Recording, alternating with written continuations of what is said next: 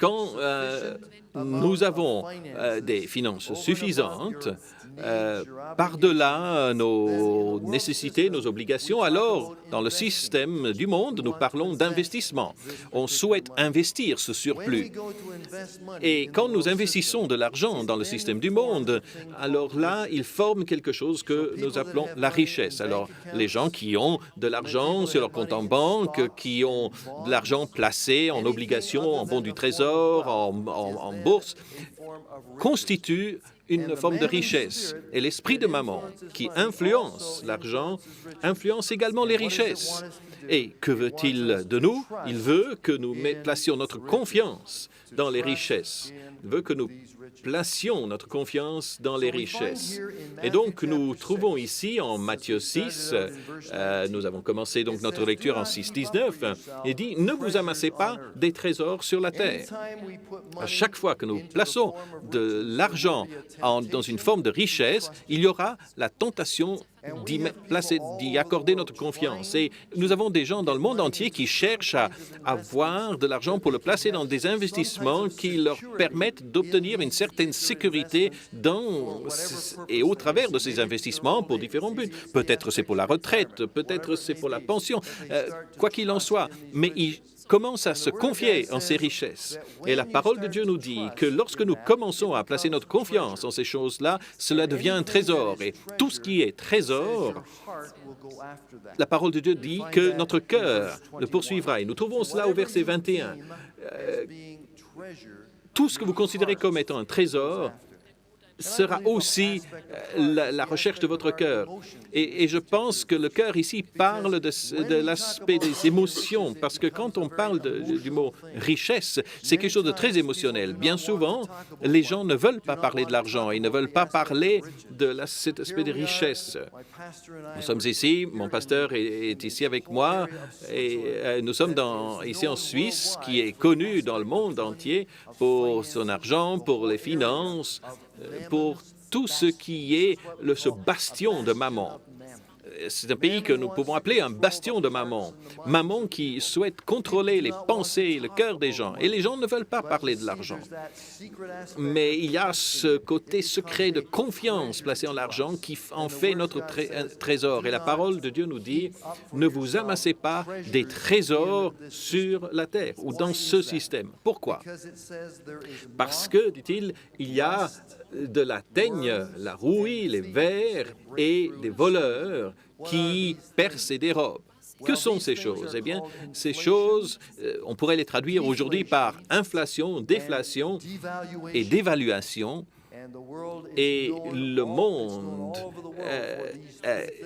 connaît ces trois éléments comme ayant une influence sur l'argent. Le problème de l'inflation dans le monde, peut-être pas tant ici en Suisse, mais le problème est bien souvent celui de l'inflation. Ensuite, la déflation, lorsqu'il y a une contraction de l'offre d'argent et donc il n'y a pas assez d'argent pour mener les affaires. Et ensuite, il y a l'aspect de la dévaluation. Et si l'on voit le problème du ratio entre le dollar et l'euro, les hommes ont conçu l'euro pour qu'il soit fort contre le dollar. Et aujourd'hui, il est à 85 cents pour le dollar. Et tout le monde s'inquiète et dit, est-ce qu'on a fait la bonne chose? Et il y a de la crainte et de l'inquiétude qui s'emparent du cœur des gens à cause de ce qu'on appelle la dévaluation. C'est induit par Mammon, visant à ce que les gens y mettent leur confiance. Et le fait est que Mammon ne peut pas donner ce qu'il promet, alors les gens tombent dans l'inquiétude concernant l'argent. C'est pour cela qu'au verset 25 de Matthieu 6, Jésus dit, « C'est pourquoi je vous dis, ne vous inquiétez pas pour votre vie, ne vous préoccupez pas de ce que vous allez manger, de ce que vous allez porter et de ce dans quoi vous allez vivre, parce que votre Père céleste sait que vous en avez besoin. » Et il est donc disposé à pourvoir à nos besoins. Et il nous dit, « Moi, je m'occupe des oiseaux du ciel. Ils ne sèment ni ne moissonnent. Ils ne travaillent même pas pour ça. mais mon Père s'en occupe. Et vous, ne valez-vous pas bien plus, n'avez-vous pas plus de valeur que les oiseaux du ciel? Et pourtant, on peut se laisser prendre par ce système où nous sommes troublés par cet esprit de mammon et nous connaissons l'inquiétude et les préoccupations concernant nos finances. Or, quand nous passons plus loin, si vous voulez bien, en revenons au verset 20, donc toujours de Matthieu 6, il est dit, « Mais amassez-vous des trésors dans le ciel. » Et c'est ici que Jésus introduit les concepts concernant l'argent et les finances selon le royaume de Dieu. Et il dit, oui, vous allez avoir besoin d'argent. Oui, il va falloir pouvoir payer ses factures. Oui, l'argent sera nécessaire pour acheter et vendre dans ce système. Mais il ne faut pas que cela devienne pour nous un trésor dans notre vie. Et donc, il dit, votre cœur va toujours suivre le trésor. Donc, faites en sorte que votre trésor soit au bon endroit. Et il dit donc dans ce verset 20, « Amassez-vous des trésors dans le ciel, là où la teigne et la rouille ne détruisent point et où les voleurs ne percent ni ne dérobent. » C'est bon comme programme, n'est-ce pas?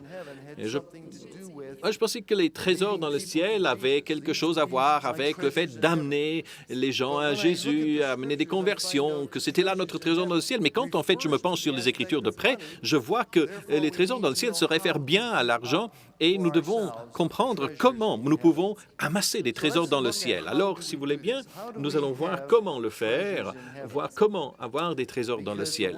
Parce que la parole de Dieu, en enseignant sur les finances, nous dit ce que nous devons faire. C'est un commandement. Amassez-vous des trésors dans le ciel. Vous comprenez bien, je pense que quand on a un compte en banque, ici, en Suisse ou n'importe où, et que vous avez de l'argent dans ce compte, si vous avez, par exemple, 500 000 francs suisses en compte, vous ne seriez probablement pas inquiet ou préoccupé, en tout cas pendant quelques semaines au moins, dans ce domaine des finances. Et donc, Dieu sait cela et dit donc, amassez-vous des trésors dans le ciel pour que vous n'ayez pas besoin de vous inquiéter, de vous soucier de la source de vos finances. Et nous trouvons donc dans Marc chapitre 10 que là, Jésus parle d'un jeune homme que l'on dit riche. Et ce jeune homme riche est venu trouver Jésus au verset 17 et il est dit que cet homme s'est approché de Jésus et il lui a dit « Bon maître, que dois-je faire pour hériter la vie éternelle ?»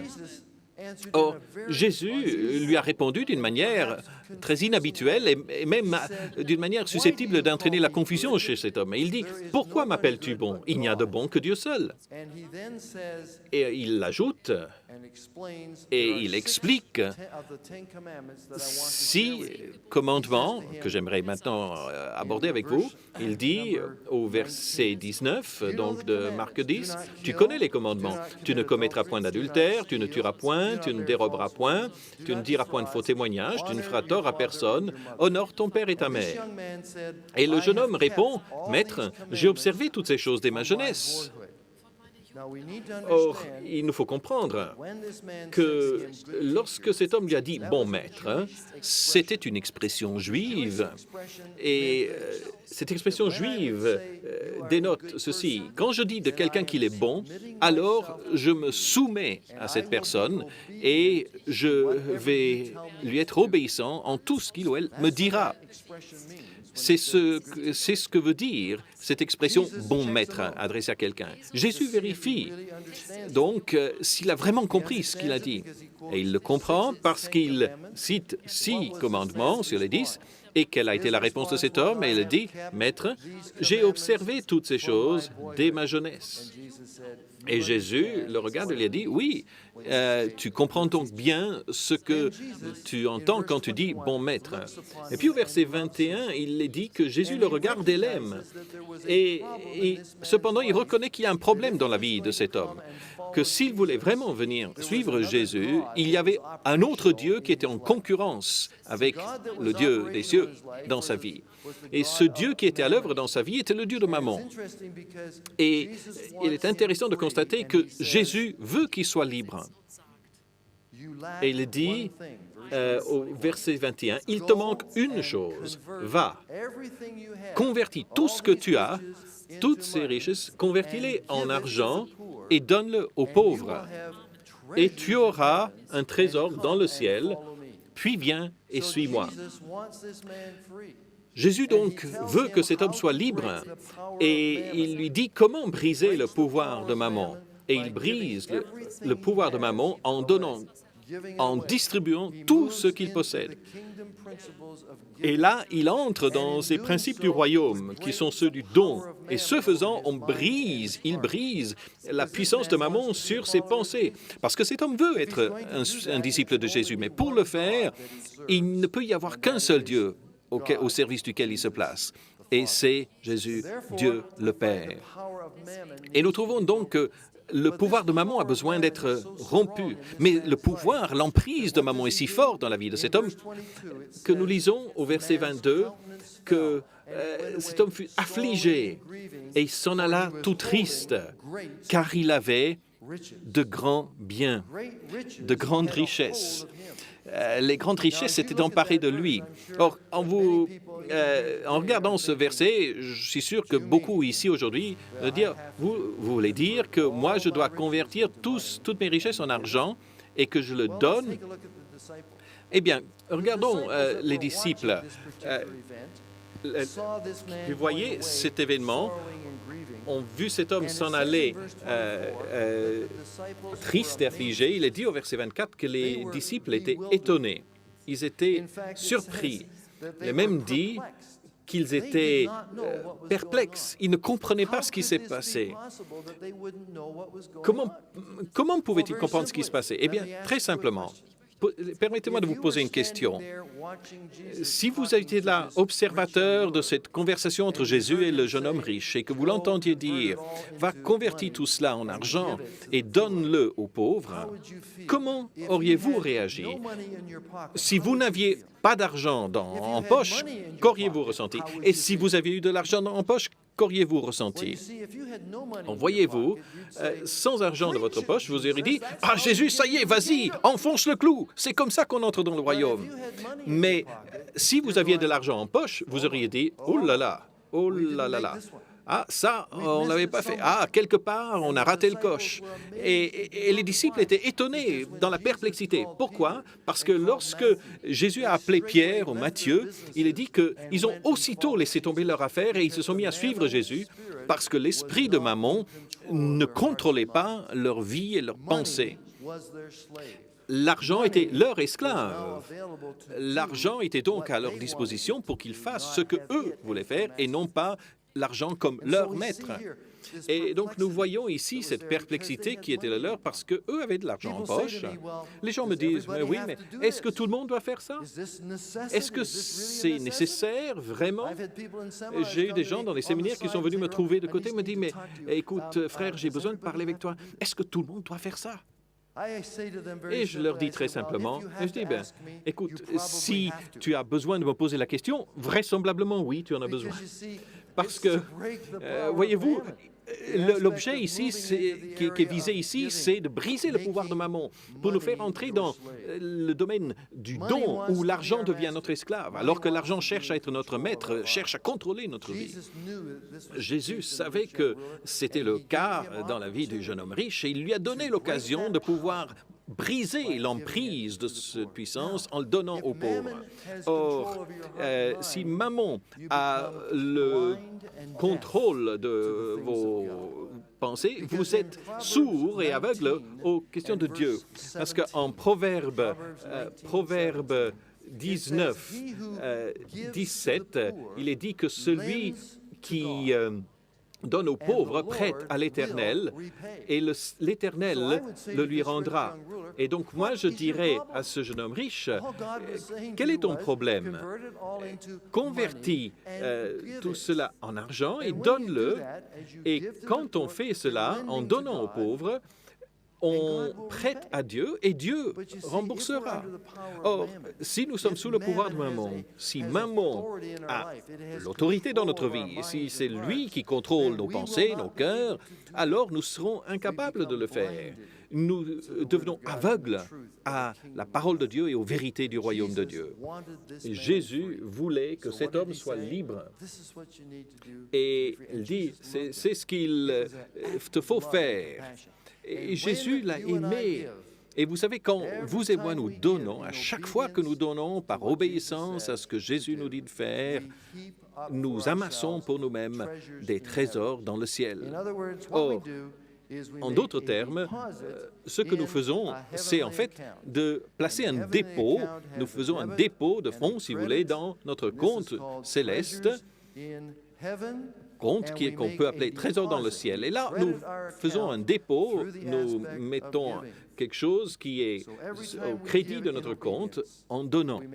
À chaque fois que nous agissons par obéissance, en donnant, nous faisons un dépôt sur notre compte céleste. Et ce compte-là n'est pas affecté par l'inflation, ni par la déflation, ni même par la dévaluation. Alléluia.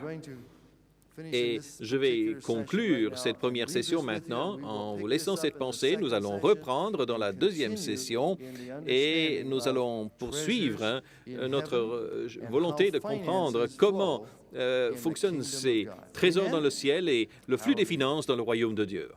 Amen.